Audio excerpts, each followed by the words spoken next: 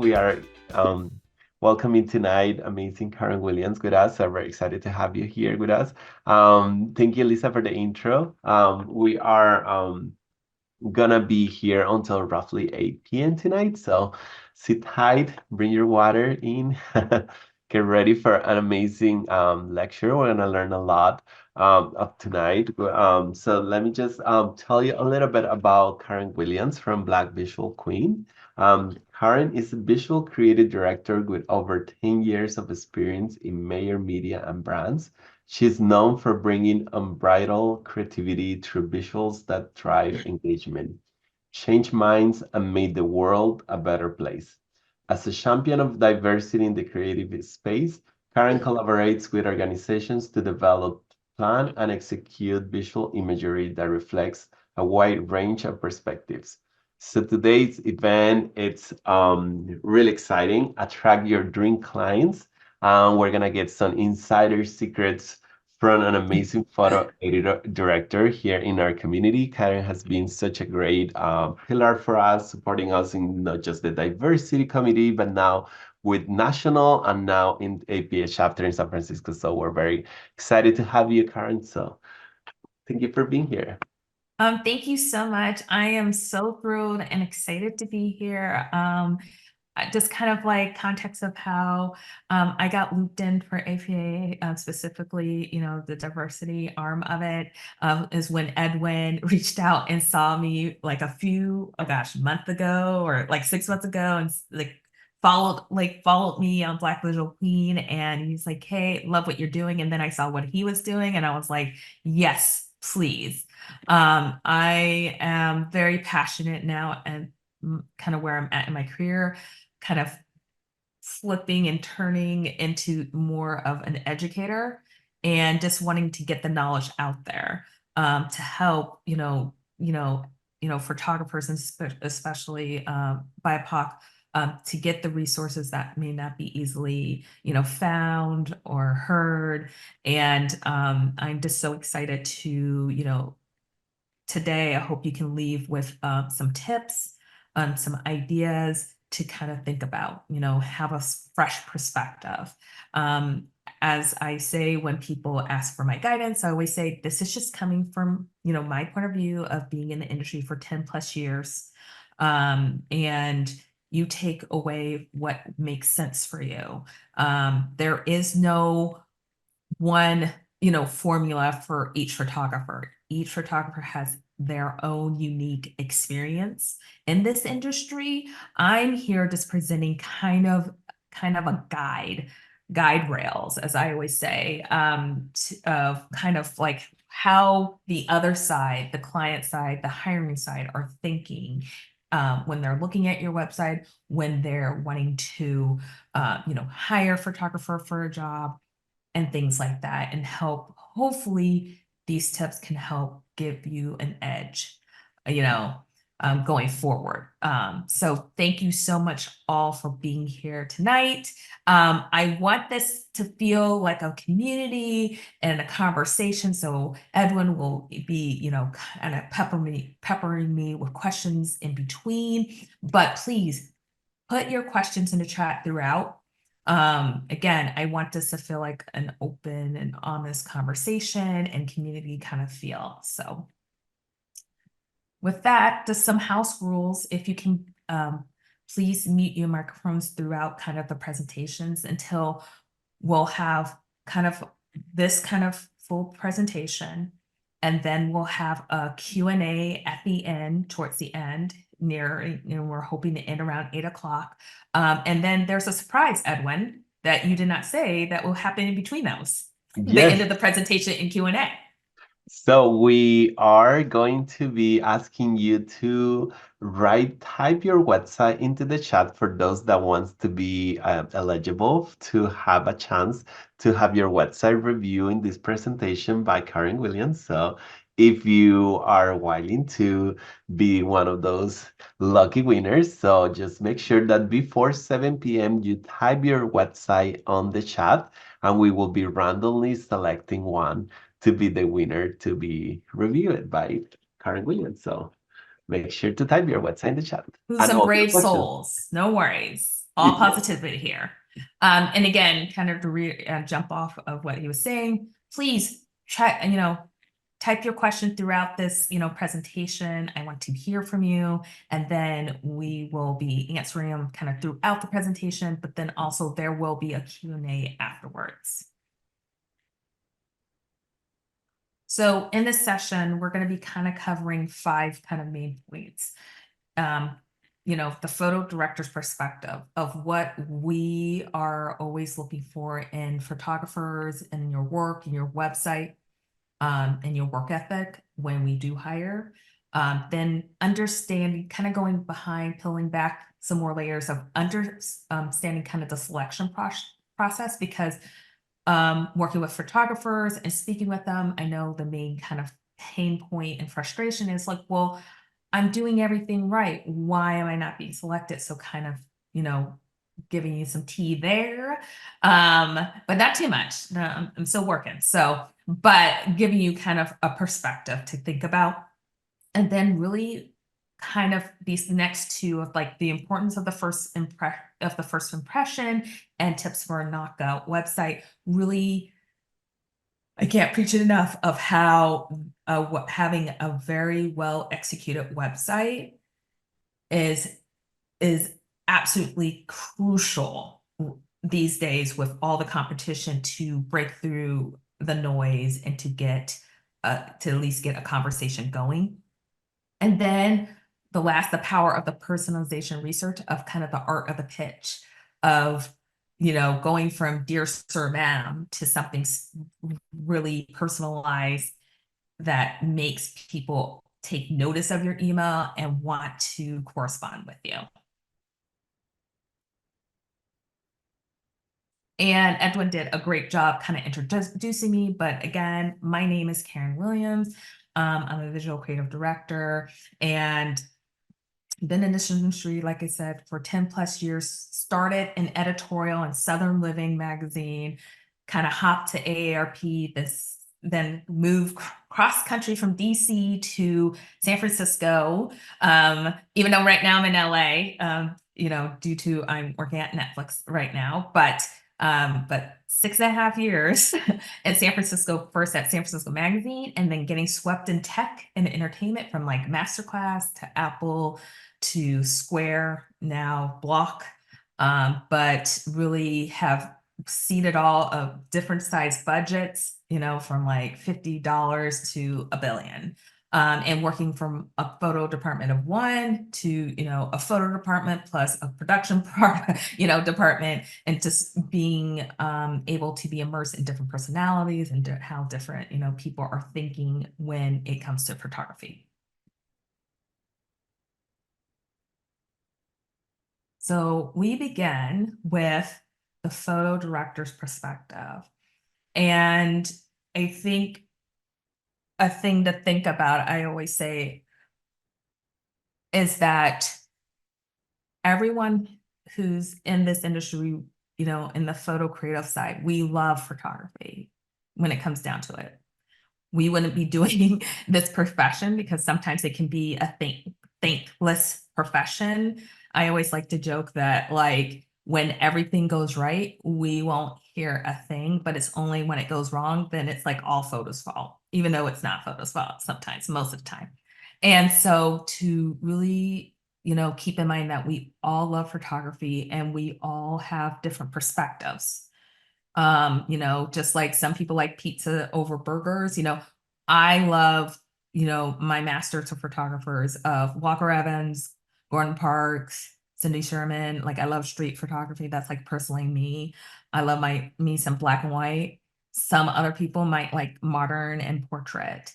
That doesn't, that personal perspective doesn't, undermine, the brand or the publication we're working for, because Vogue is going to have their own they have their own brand and brand guidelines versus Southern Living versus Apple versus, Petco, name it.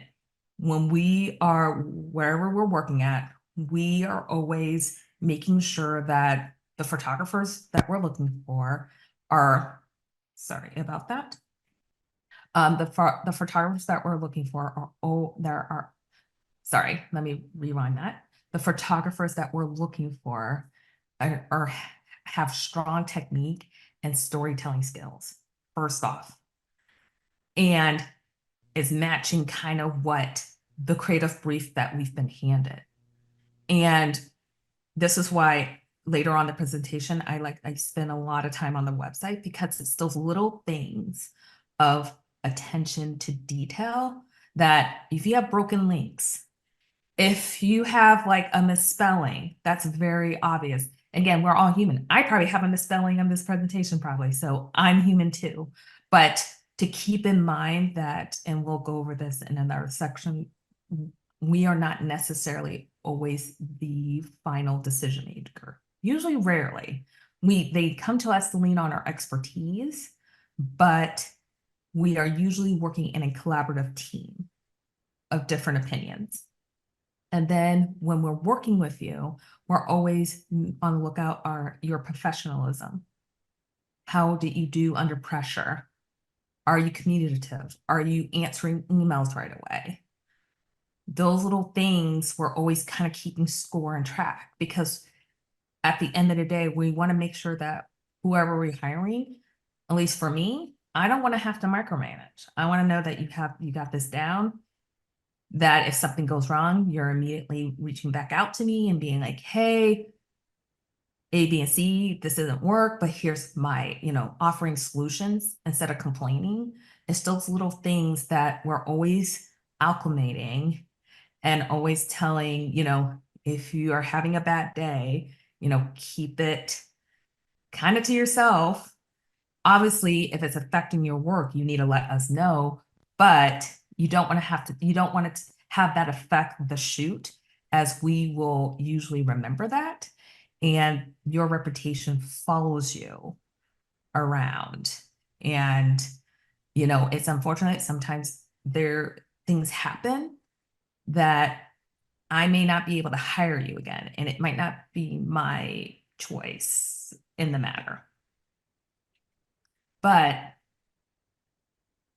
the biggest thing for me when looking for, in my perspective as a photo director, that I'm always looking for that unique individual voice.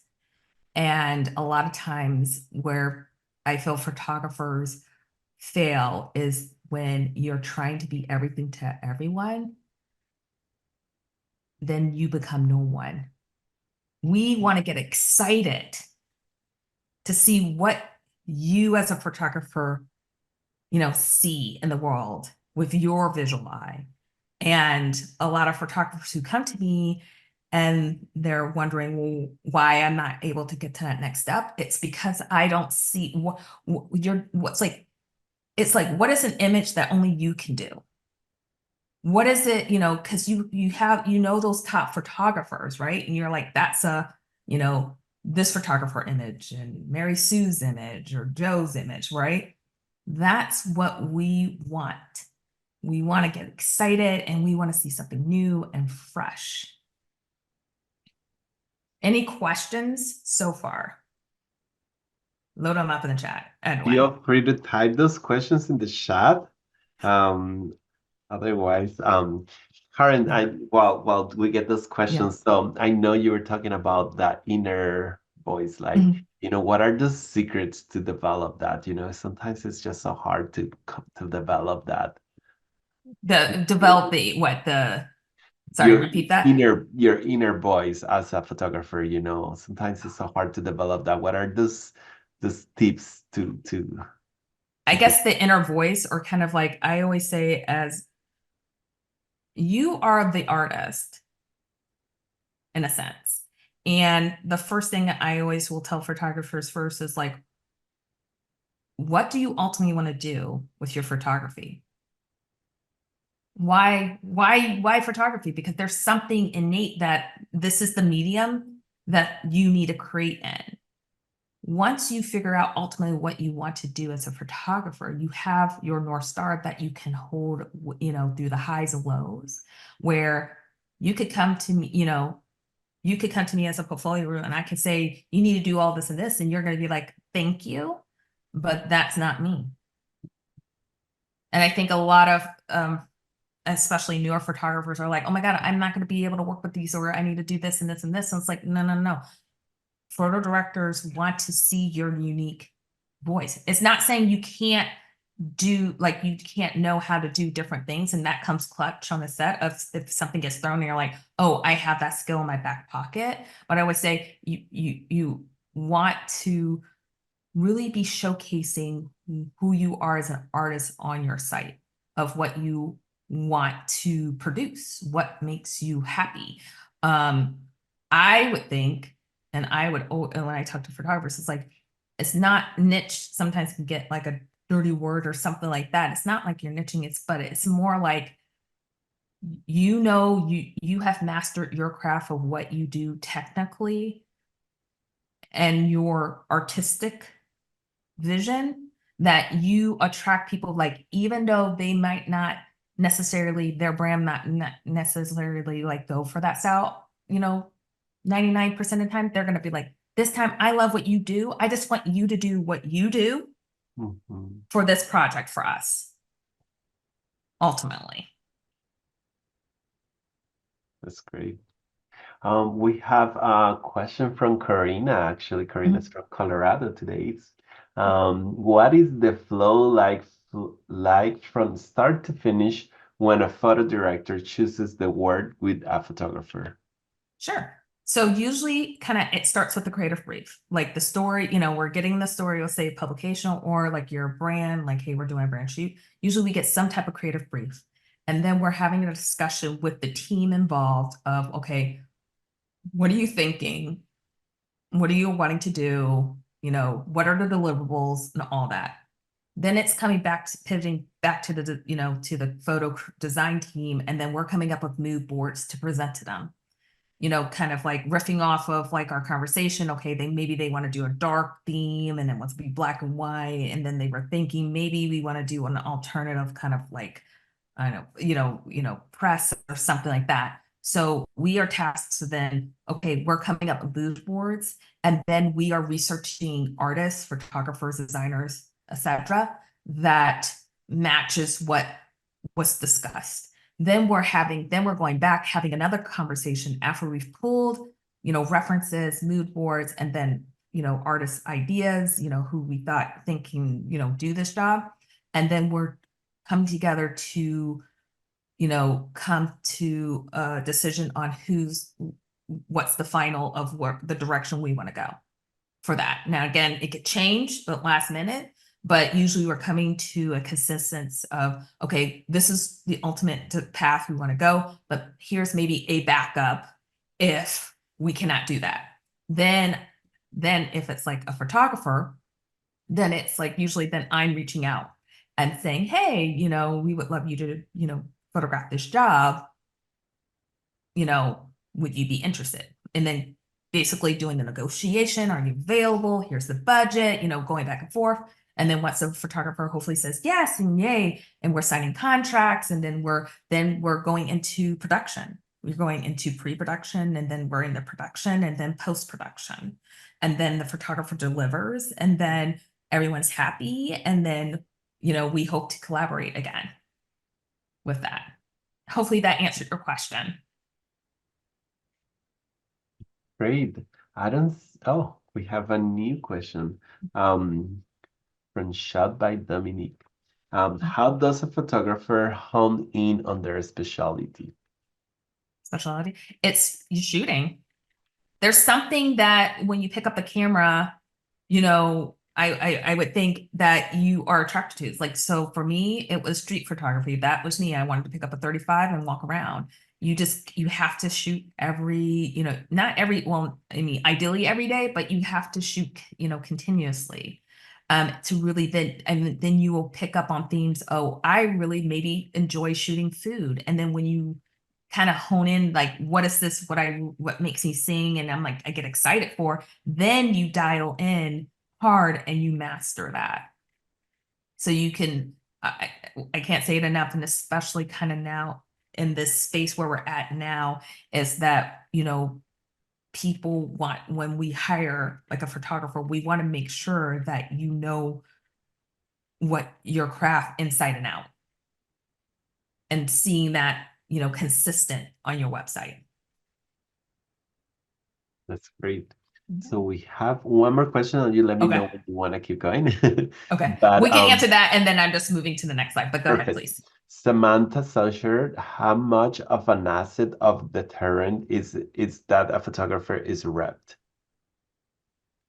I always say with the repping, like it depends, because there's three ways you can do it. So I always say is like, if you're rep, that means that you're pulling in enough work that justifies that, like, whatever cut, like, is it usually 20%? Because you have to remember, they're taking, 20%.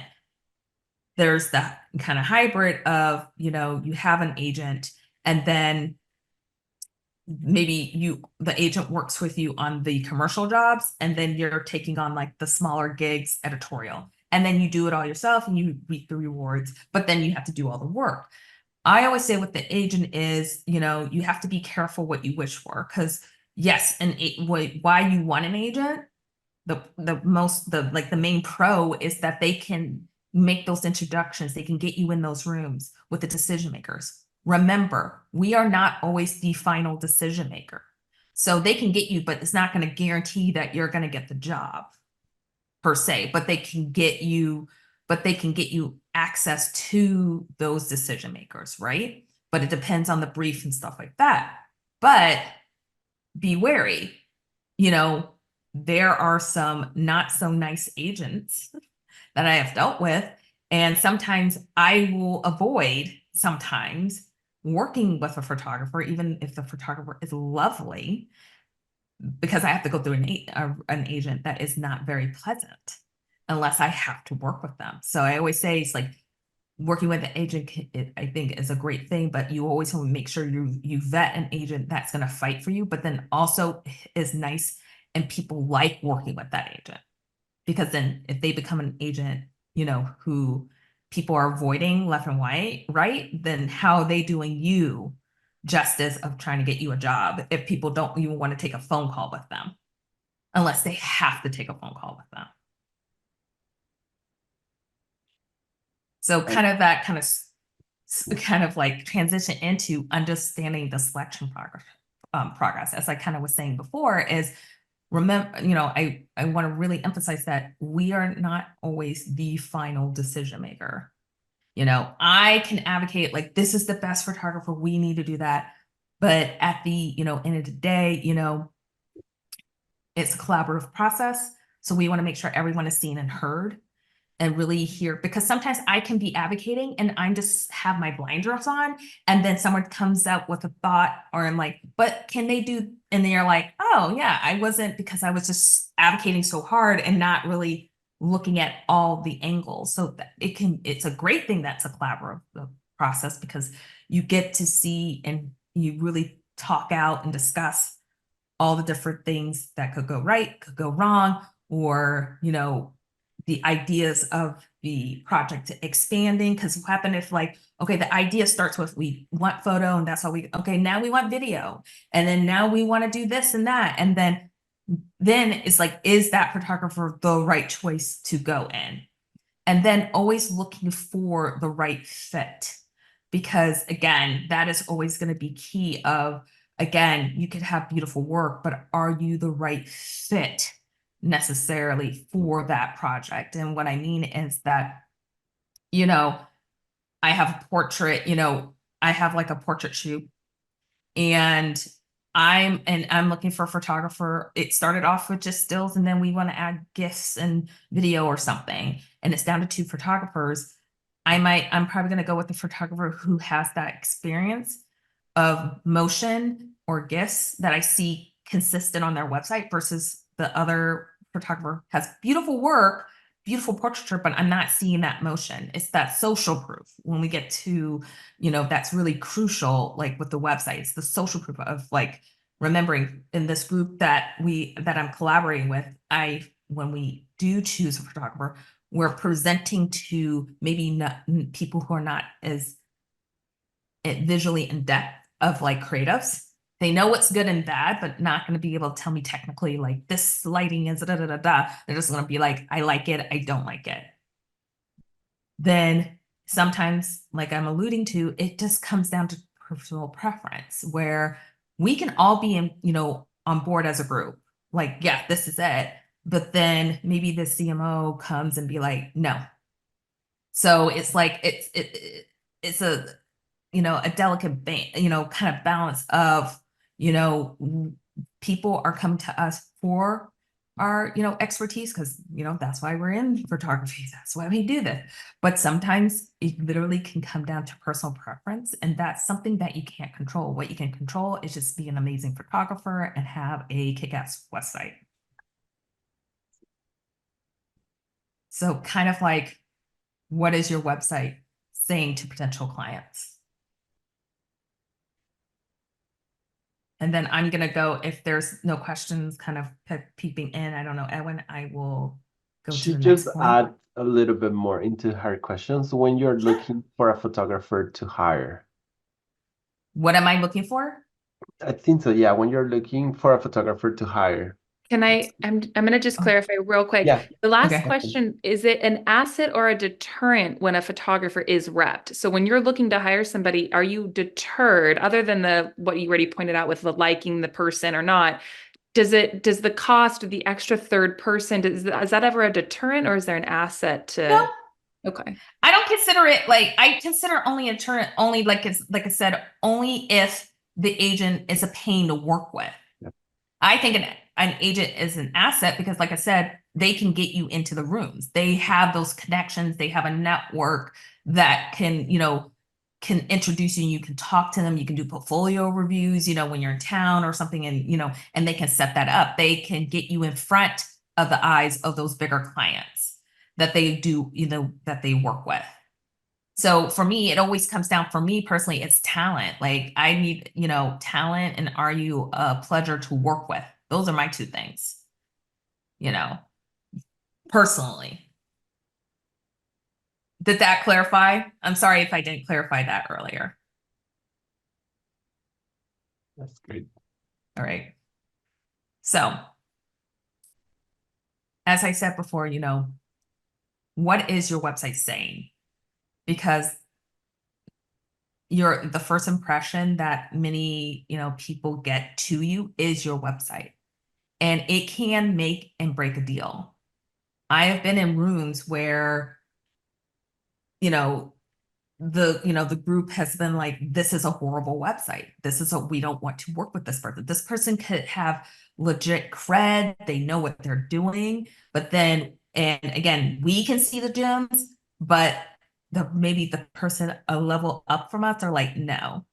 They just, again, they're like, A versus B, and A is like kicking on all cylinders. It's amazing. It's curated. And B, yes, I can see those gems and I know this person could do it, but the website is not matching the level of A. B will automatically get thrown out.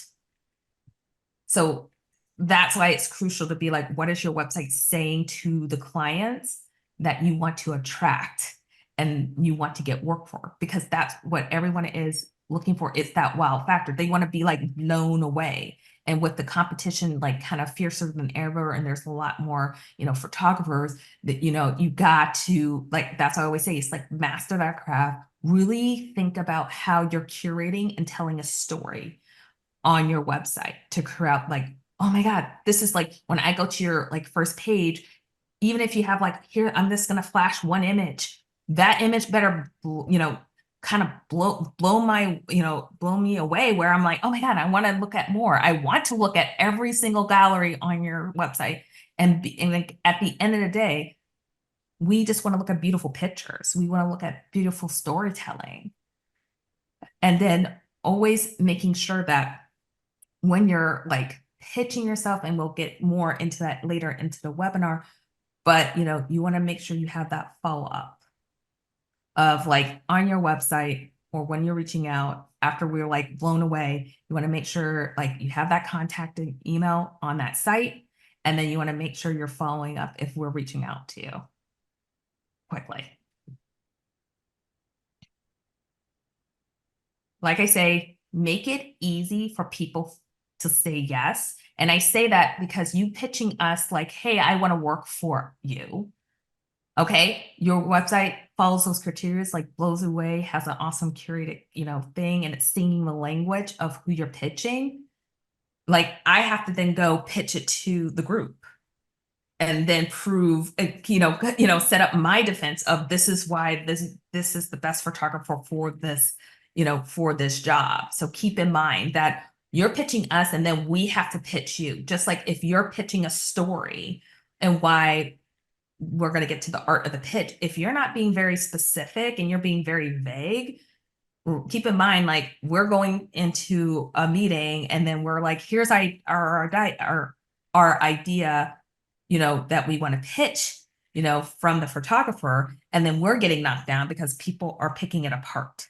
So make it easy for people to say yes when they see your website, like right away and like, yep, you get it. Okay, let's have a conversation. Any questions going forward?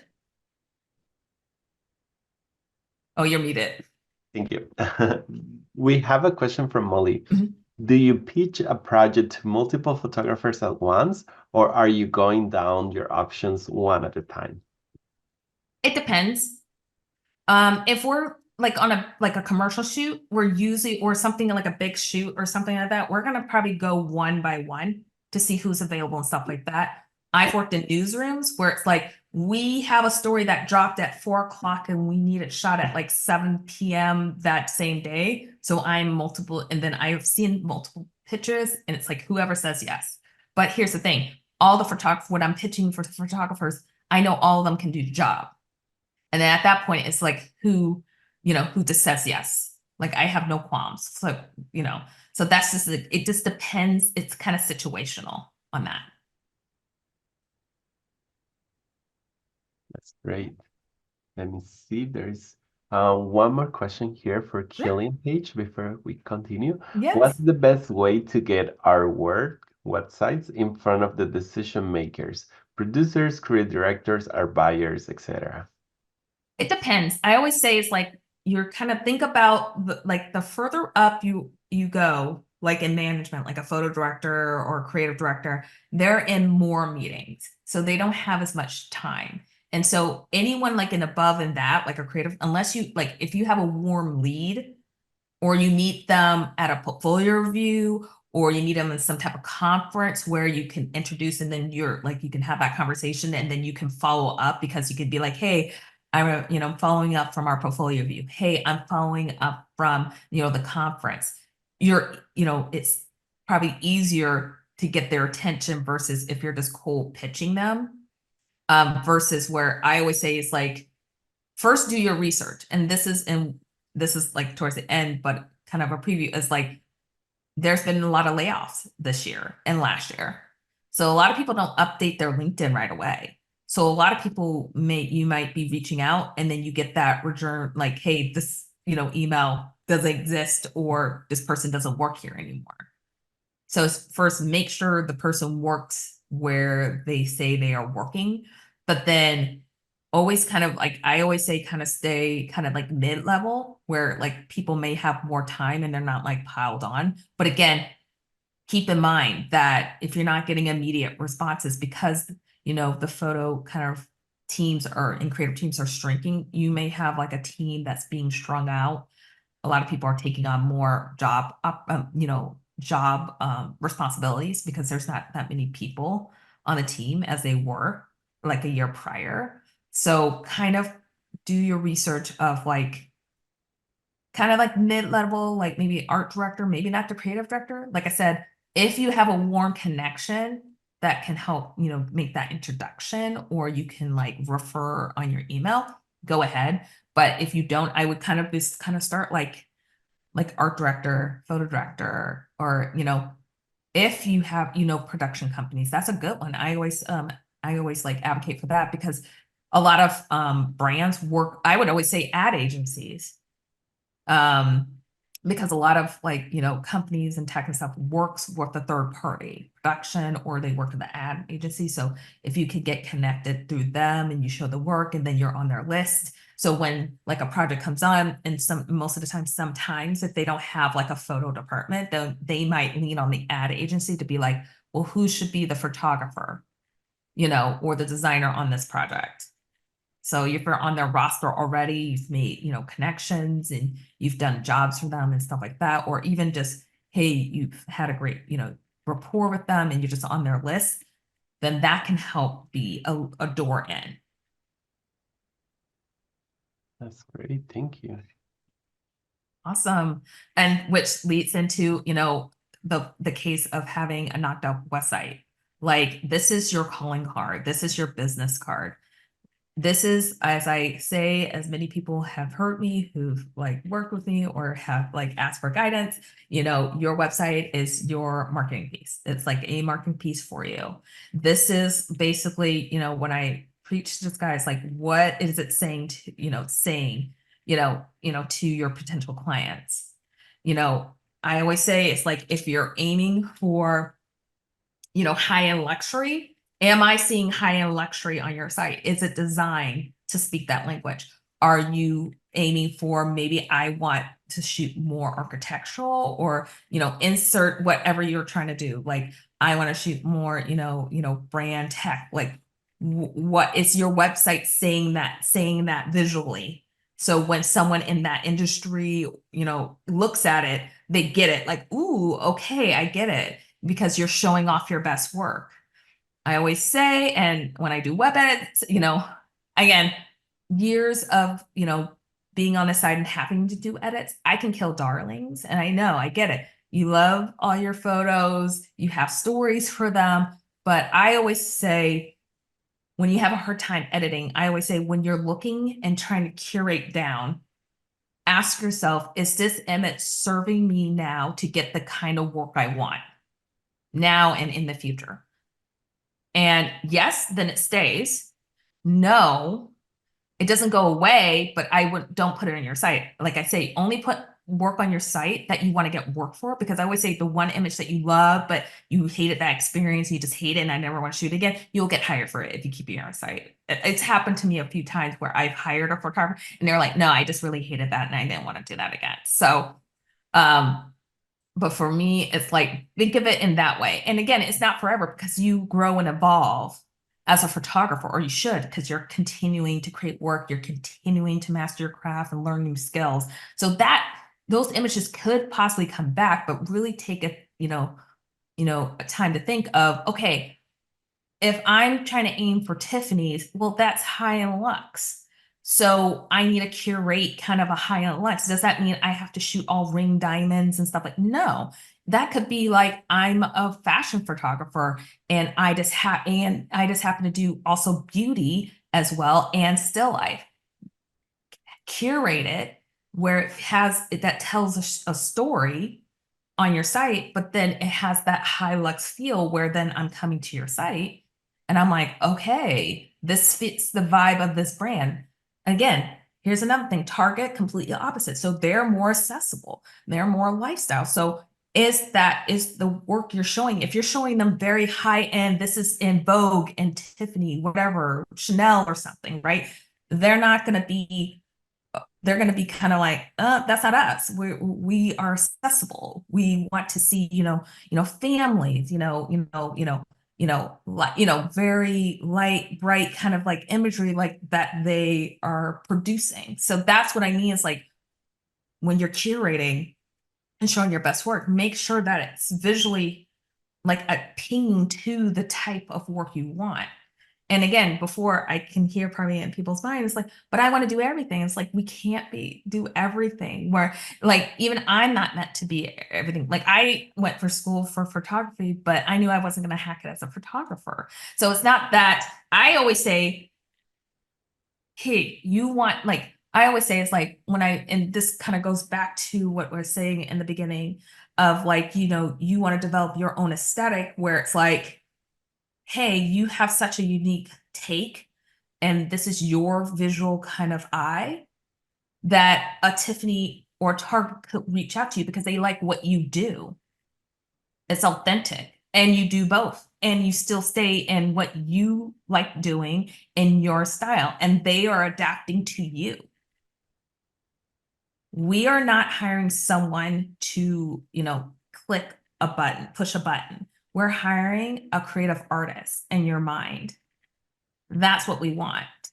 And so that's what I mean of like making sure you're really honing in of who you are as an artist, and really letting that sink through, because I could be like, even though I could be at two different things like a Wired or Barron's, which are two complete opposite kind of like, style wise, but then I could still use the same photographer because I could be like, I have a story and this is perfect for you, for this story for Barron's. And then Wired could be like, okay, we're doing this weird other story, but I kind of like what you did, what you do, and I'm going to adapt it to make it work for this story.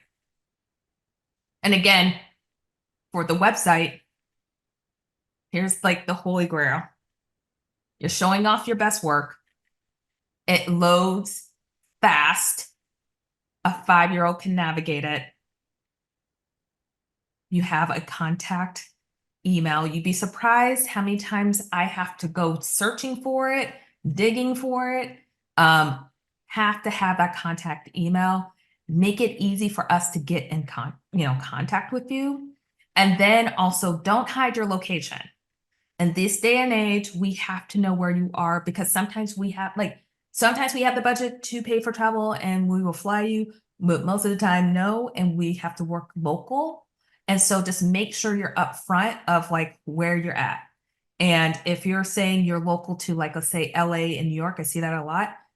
Just keep in mind, yes, maybe we have budget depending on the company and the size and what you're doing. Maybe we will be able to fly you, to New York or to LA if you're in either other city, but we're expecting to be like, okay, if you're saying you're local, that means we don't have to pay for travel for you. So a lot of photographers try to be a little funny where like, oh, but I'm in New York and I would need to fly and I need to stay somewhere and I'm like, sorry, we can't work with you because we just don't have any budget. And you're basically telling us that you're local to New York and LA, which means you have family or something where you can stay where the cost is not going to hit the budget. That's great advice. There's a question here. It's okay if we go. Yeah, please. From Shane Howard, should you have more personal projects on your website versus having commercial projects? No, I think it's more of you need to have, when you first present kind of like the commercial of what you want to be hired for. I still have personal projects, but in which I love personal projects, and a lot of photographers, we love seeing why we love personal projects so much, because we like to see what you do outside of being paid. Like, what is something like what is that personal project? Because sometimes I've hired photographers based on personal projects. So I always love and advocate for personal projects, but that shouldn't overshadow, because that means then this is what you're more interested in versus the commercial. And so why are you showing me the commercial more first? It should be kind of flipped the other way around. And then kind of the end of this is kind of the art of the pitch of the power of personalization and research. And I think what a lot of photographers kind of like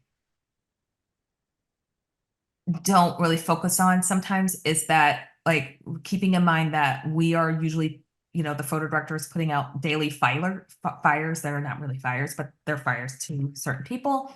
And then we're getting an email from a photographer, and it's basically saying, "Dear sir, ma'am, I am a photographer. Here's my website."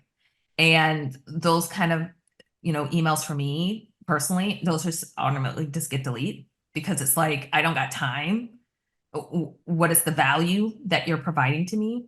And I always put in an example of, okay, say you shoot animals and you're pitching to Vogue, and you're like, "Dear Antel Winter," if you ever like have her email, "I am a San Francisco based pet portrait photographer, and I would love to shoot for Vogue. that's just delete spam.